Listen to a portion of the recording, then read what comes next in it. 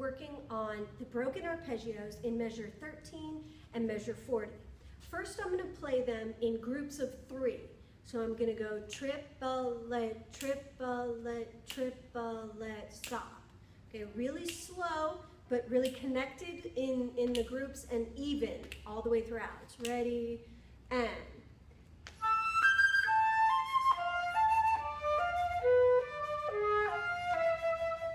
And in 40, you would play.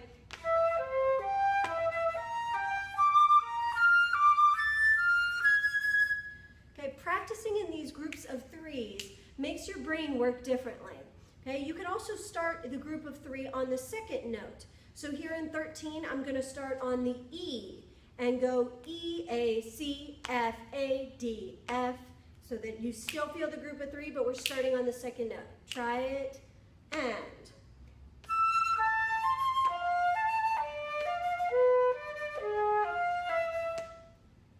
And the same thing over in 40, you can try that practice technique. As you get faster, you can also increase the groups of 3, the speed of them. So triplet, triplet, triplet, and. Again, this just helps to get some fluidity in the line and makes your fingers learn it in a different pattern. There are other patterns that you can use to fix this measure. You can try long, short, long, short, long. Just make sure the rhythm is really tight.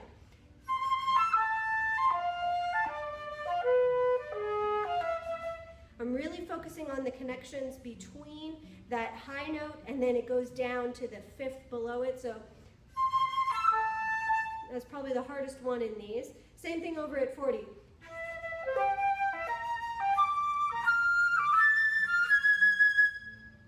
And the reverse of that, short, long, short, long, short, long, short.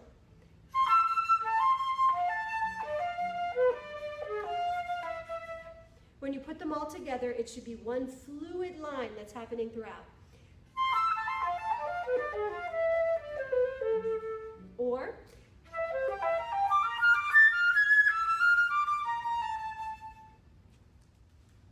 another difficult measure in this piece is measures 27 and 28.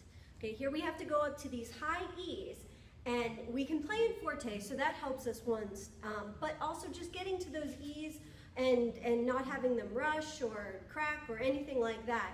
To practice that, we're going to actually use the harmonic fingering for E natural. So if you play your low A, and then I overblew to the octave, so just the A above the staff. And then go up one more. So I kept that A fingering all the way throughout. I played A, and then when I overblew there on the last one, we went up to a high E. This is the fingering that I'm going to use to practice this. So that's that high E, I'm just playing it with an A. So I play the regular E. That's the first note in 27. And I go up to the higher E with an A fingering. So then I play D sharp, and I'll then go up to the E with the A fingering.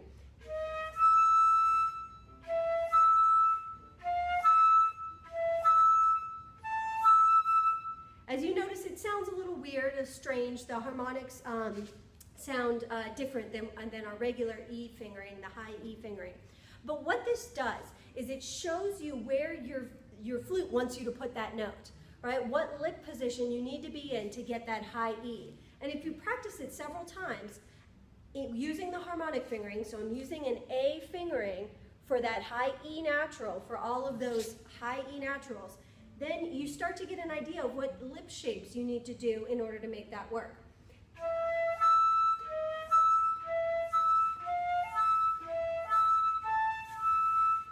Okay, and then you can try and put in the real fingering and it'll be better in tune.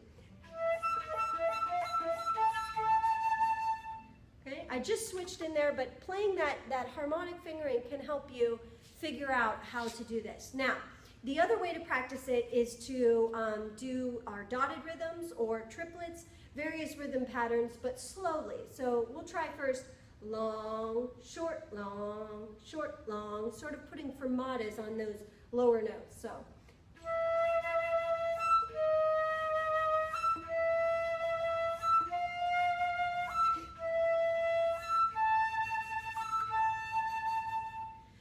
I'm not using the alternate fingering without the pinky for any of those, except for the last one, that A to E natural and back down to A. That one's a little bit trickier, so I do that for that. But the other ones, I'm just using the regular ones.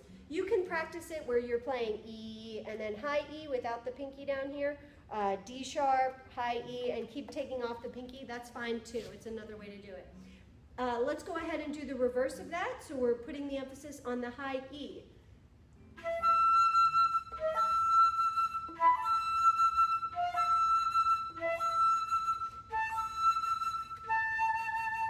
And then ultimately we can put them together in triplets. Triplet, triplet, ready, and.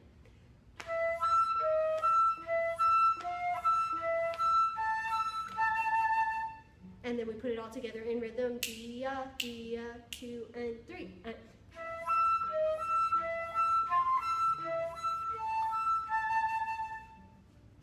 Do as many times and as many repetitions as you need to get it to work.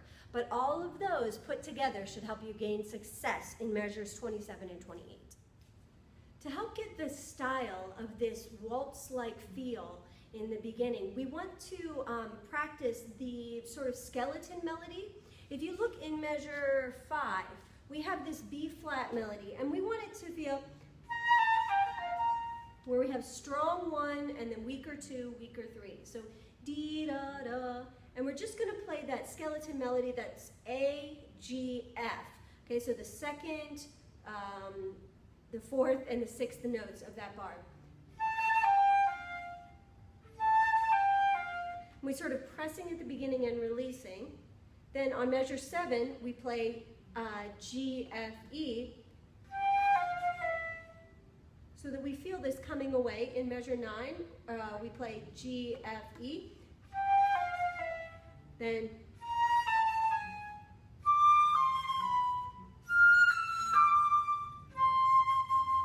so you can sort of feel how this is going to go and sort of rock back and forth in here. I'm starting in measure 5, and I'm just going to play the skeleton melody so that you can get an idea of how this feels.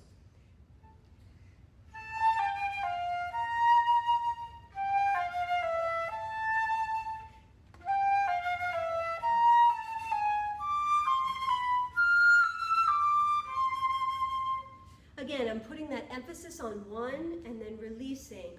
Each bar should have a little bit of a swell on 1 and then release. And when you do that and add the rest of the notes, it comes out something like this.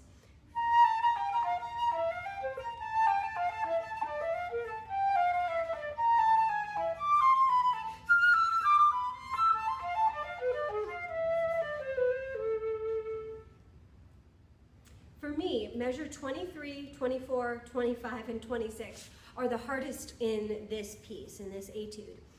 To practice this, I'm going to use the 4 grouping that Karg Elert wrote, this little brackets over 4 groups of notes. He did this to try and create a hemiola effect, and he wanted the performer to show that we're not feeling 1, 2, 3, 1, 2, 3, but we're feeling 1, 2, 3, 1, 2, 3, 1, 2, 3. And so that you have that sort of quarter note feel instead of a dotted quarter feel. So I'm going to go with that grouping, and I'm going to use this pattern to practice it. I'm going to go 1, triplet, 2, triplet, 1, triplet, 2, triplet, using just those notes in 23. So we'd have B, E, C, G, A, da, da, da, dum, just like this, and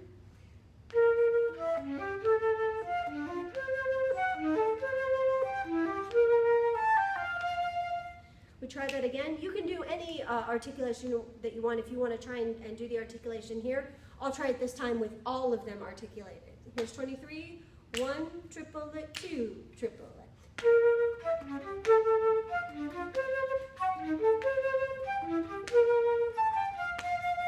Again, I'm focusing on this quarter note pulse as opposed to the 1, 2, 3, 1, 2. I'm going 1, E, and 2, E, and 1, triplet, 1, triplet, and.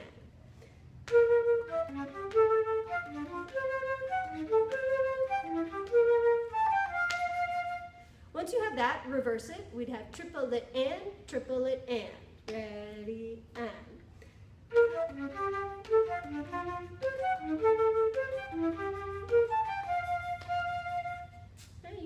as many times as you need in whatever combination. The most difficult way would be to slur all of it. So we'd have triplet and triplet and.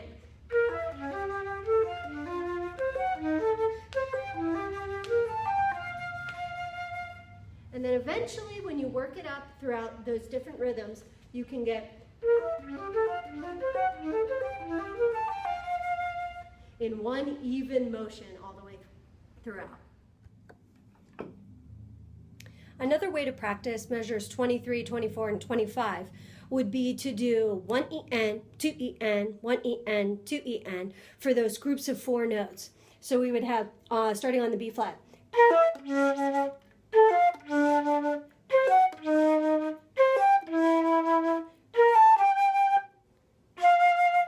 so that you're focusing on getting to that low note. This can sort of help.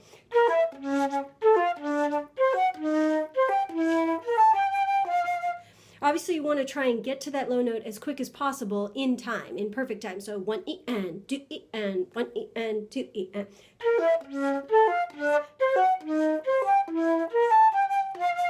And then when you add in all the other notes, it's a little bit easier.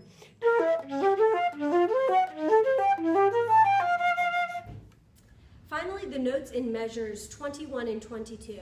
Those leaps can be difficult, and here's one way that you can work on it. First, I'm just going to play D, C sharp, A. So the first note, and then the 5th and 6th note in that bar. Then in 22, I'll play C, B, G in time. So 1, 2, 3 M, 1, 2, 3 M, 1.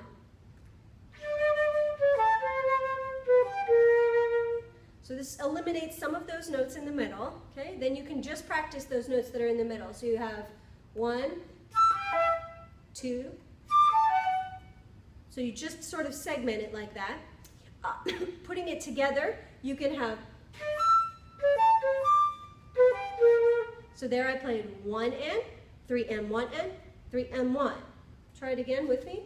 1, 2, 3.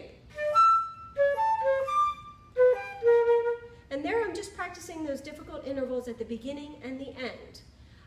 Now you can add one more note. So you have 1 En, 2, 3 M, 1 En, 2, 3 En. One more time. 1 En, 2, 3 En, 1 En, 2, 3 En. Ready and go.